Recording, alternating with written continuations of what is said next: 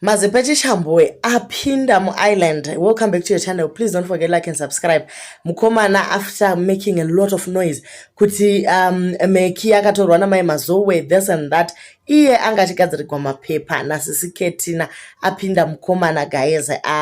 Asvika pa-airport vakamanyirana vakambonderana akapfuka mamukomana akatenda. This was so emotional zvekudaro. Aiwa sisi Ketty apa mashanda marwa hondo yakakurisisa zvachose. Maybe pachamboita peace pa social media nekuti aiwa mukomana aisvika pakubuda ziya achicomplaina ane ruvengo kuti why sisi Mecky vakaenda.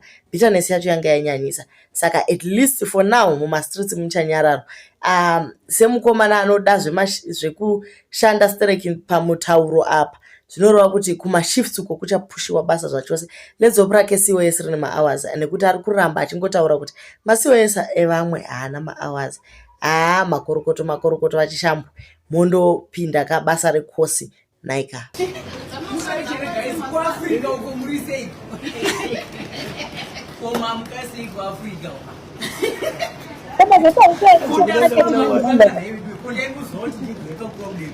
Achiti mukadzi wake kuti